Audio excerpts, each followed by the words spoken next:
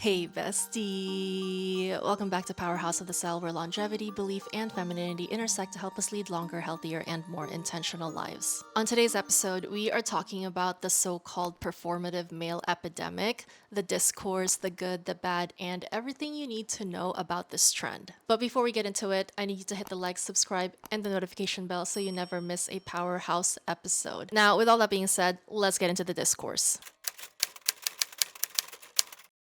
Within the past week or so, YouTube videos and Substack articles have been talking about one thing: performative males. And the conversation largely skews skeptical. So these YouTube creators, they're just as skeptical as the women who are seeing these performative males in the wild. Theresa, in her Substack article, presented a performative male starter pack. If you have been in any major city cafe, a university, you have probably seen some of these performative males in the wild. Now, the thing about performative males is that they're nothing new. The matcha-wielding, indie bookshop-toting, bell hooks reading performative male standing in line at a third wave micro roastery is also standing in a long line of male display cultures. The 2010s hipster, the 60s hippie, even Elvis Presley. The play is the same, but the costumes change. Wait, is this play about us? These male display cultures that I just listed, they were counter to the dominant male cultures of the time.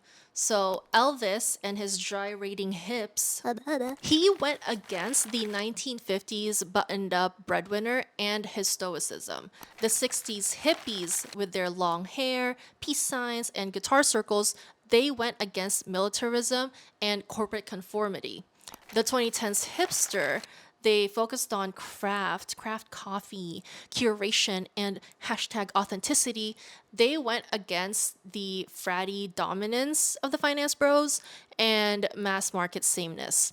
So each of these subcultures offered an alternative script of masculinity. Instead of brute competition and showing how big and muscly and dominant they are, these alternative masculinities, they're more about taste and charisma and care work, or the concept of it, conscience and mindfulness, and as Elvis most exemplified, the validation of female desire. By catering to what women wanted, these alternative male display cultures allowed women to want, period. To be loved is to be seen, as they say. So that's why, like I said, I'm not hating on the performative male epidemic 100%. When you know that this performativity will always be around, you kind of try to find the silver lining.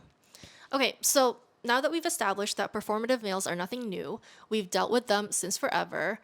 So what is the problem exactly? And also, a quick word from our sponsor, BetterHelp. BetterHelp is the sponsor of today's video and makes therapy accessible, flexible, and designed around your life so you don't have to wait to take that step. BetterHelp is a platform where therapists and their clients can communicate effectively and get the most out of therapy. There's a journal inside for personal reflection, and there are group sessions on a number of different topics available every day. One of the best decisions I've ever made for myself was connecting with licensed professionals who gave me the tools to navigate the challenges that life has thrown my way. For some reason, I got into this habit of being really mean to myself and engaging in negative self-talk, and it was so dysfunctional. I remember my therapist asking me, if you had a friend who talked to you like that, would you still be friends with them?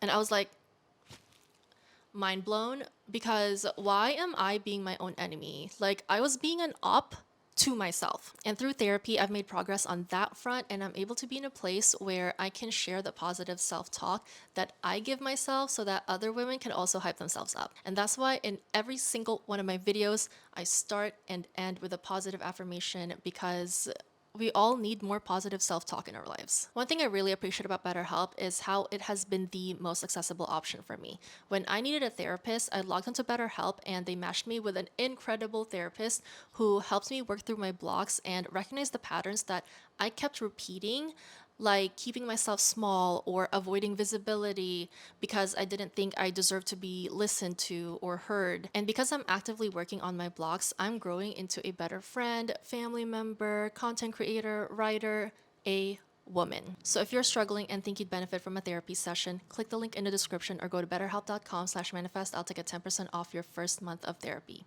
That's betterhelp.com/manifestal to get 10% off your first month of therapy. Now back to the topic. Well, the problem is when it's all just a performance. When the values and the cultural signals of taste and belief systems attached to matcha and bell hooks to single origin coffee are false, that's where the problem lies. Okay, imagine you encounter a performative male in the wild, you get to know him, maybe you end up being friends, or maybe you end up dating, and he still acts on his misogyny and mistreats you and disrespects you. That's women's beef with performative males. It's when the performance doesn't match the true action and the outcome. So let's get into the problem.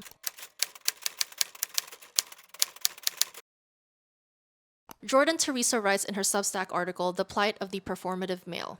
A majority of women, myself included, would argue that the men they have been mistreated by most in their lives, who have done them the most dirty, are leftist men. Leftist men who do feel genuinely and passionately about a plethora of social causes and misjustices, but are somehow incapable of making the connection that the way they mistreat the women that they date or sleep with can perpetuate misogyny. The same sentiment is echoed in Monica Kim's The Eyes Are the Best Part. I can't believe it took me this long to notice what a screw-up he is. He's abrasive, pushy, and irritating. His quips about feminism are just showboating, an attempt to make himself appear better than other men. Now that it's spooky book season, I highly recommend this one if you can stomach it, literally. Anyway, in the book, there is one such performative male who keeps trying to get into a relationship or relations with the main character. So this man was bookish. He reads all the right books. He says all the right things. He claims he's a feminist. But at the end of the day, it was a front to get into a relationship or relations with the main character. And she sees right through his entitlement to her time and her body. And spoiler alert, she punishes him for it. So you have to read it. It's pretty good. So in a way, the performative males of today's performative male epidemic are the not like other girls of boyhood. And they're right. They're not like other boys. Sometimes they're worse.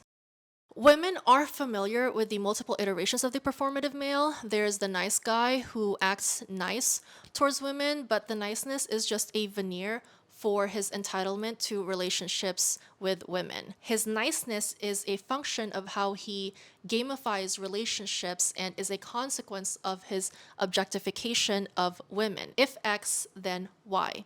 If I treat her nice, then she owes me. He doesn't see relationships with women as complex social interactions, but rather a simple formula where his desires are the only input that matters. But this entitlement and gamification of relationships and the objectification of women as creatures with no free will or choice are ultimately not nice.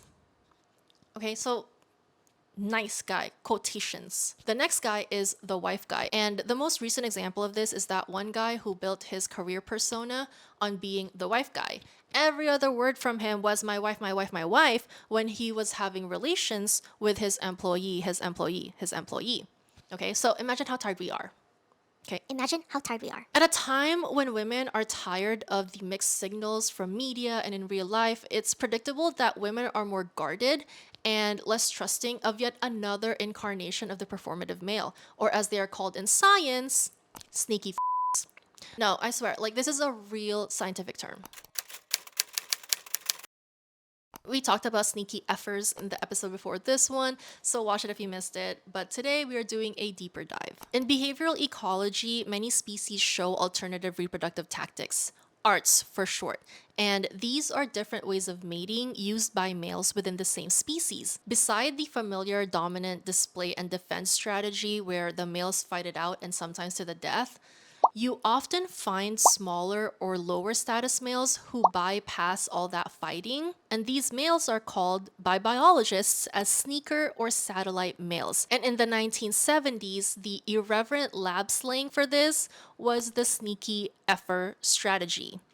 And the earliest traceable use in print points to the late 1970s. A 1977 New Scientist article summarizing Tim Clutton-Brock's work on red deer notes that while kleptogyny was the technical label, Clutton-Brock and most others prefer the sneaky effer strategy. And soon after that, Richard Dawkins and John Krebs, they also used the phrase in their 1978 chapter on animal signaling, again in the context of red deer. During prolonged roaring contests, subordinate males, known as sneaky effers, may steal matings. And this just shows how the term was already circulating in field biology. And obviously the journals did not like this term at all, so it's gotten out of use, and now the sneaky effers are called sneaker males. And that's the term we're going to use for the rest of the episode, sneaker males. But the fact remains that sneaky effer is a scientific term in the sense that scientists used it at some point. So, okay, how do these sneaker males sneak? Number one is timing and proximity. In species with external fertilization, a classic case would be a lot of fish species.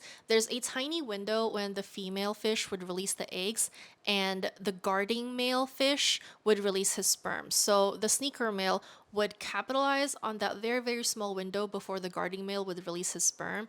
So the sneaker male would sneak in, release his sperm, and then leave before the guarding male could even react. These sneaker males, they tend to be smaller and faster too, versus the guarding males who tend to be bigger and more formidable.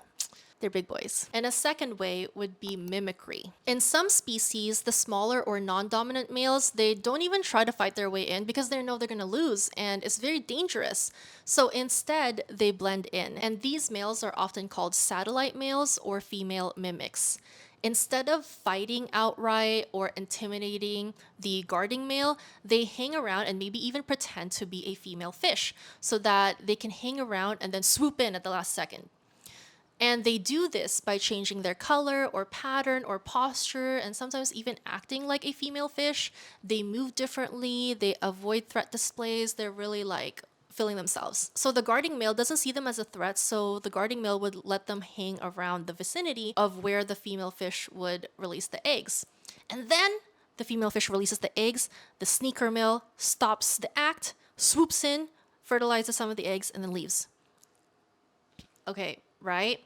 So that's a sneaker male tactic. Timing, proximity, and mimicry are some of the alternative reproductive tactics, the arts that the males who don't want to fight the other males use to still get access to female fertility and having offspring. So what does that have to do with our matcha performative males? My hot take is that today's performative males are the human sneaker males. Hear me out, hear me out.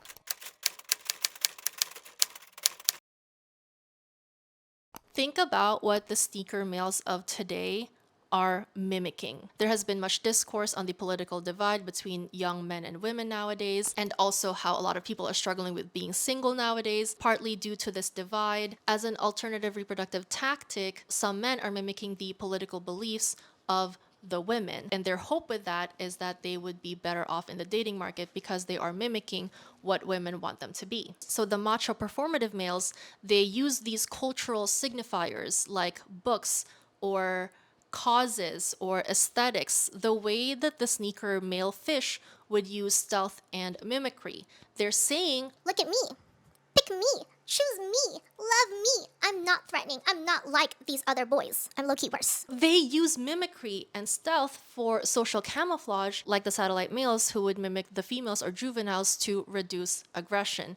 Although I don't really see a lot of fighting happening, like with humans, but because of this divide in belief systems that young people have nowadays, it's not at all surprising that you would see macho performative males nowadays. And just like the sneaker male fish, the human performative males, they are strategic with their timing and their proximity. So the sneakers, they rush in at a very opportune window, right?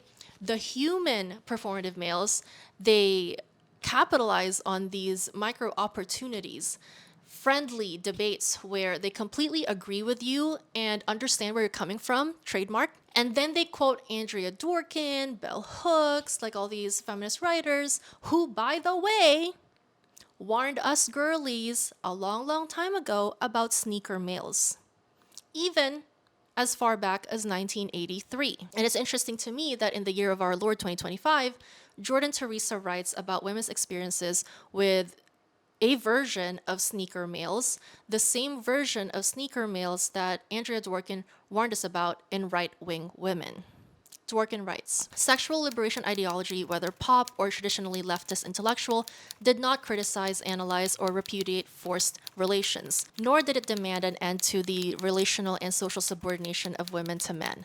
Neither reality was recognized. Instead, it posited that freedom for women existed in being effed more often by more men, a sort of lateral mobility in the same inferior sphere. Now, before the Nonuans Nellies say that this is an endorsement of the more dominant display of masculinity, it's not.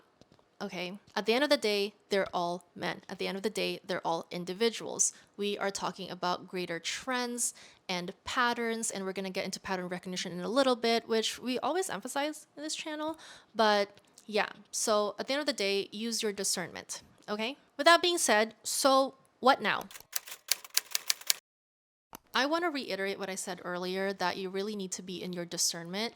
Not everything is as it seems with all people. Some people are genuinely excited by the interests that you both share. Some people are really into matcha, into Pilates, into bell hooks, into Anais Nin, into whatever the girlies are into.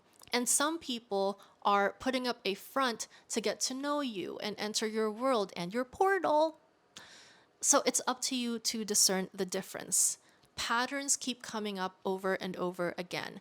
In the wild, in science, in literature, in women's lived experiences, and as women whose survival relies on pattern recognition, we need to get better at it. And it is definitely a work in progress, and we all play a part on waking each other up and doing it with patience and grace, but we simply need to do a better job of it, period. These are patterns that exist, and we need to empower ourselves to learn from others and believe ourselves when we see the patterns, and also act on our perception of the pattern. And as more women are waking up, these alternative reproductive tactics, these arts, they get less effective. And so whoever is using them has to adapt. And this means that we will forever see new iterations of sneaker males, performative males, nice guys, wife guys, the list goes on. In short, history is not a line, it is a circle. If you know the general pattern, you can more or less predict the outcome. If it looks like a sneaker male, talks like a sneaker male, acts like a sneaker male,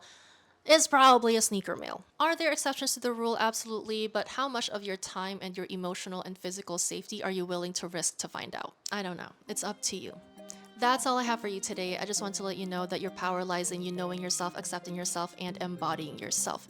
And remember, protect your energy. And a big thank you to today's sponsor, BetterHelp, for sponsoring today's video. If you're struggling and think you'd benefit from a therapy session, click the link in the description or go to betterhelp.com/manifestal to get 10% off your first month of therapy. That's betterhelp.com/manifestal to get 10% off your first month of therapy. Thank you so much. Bye.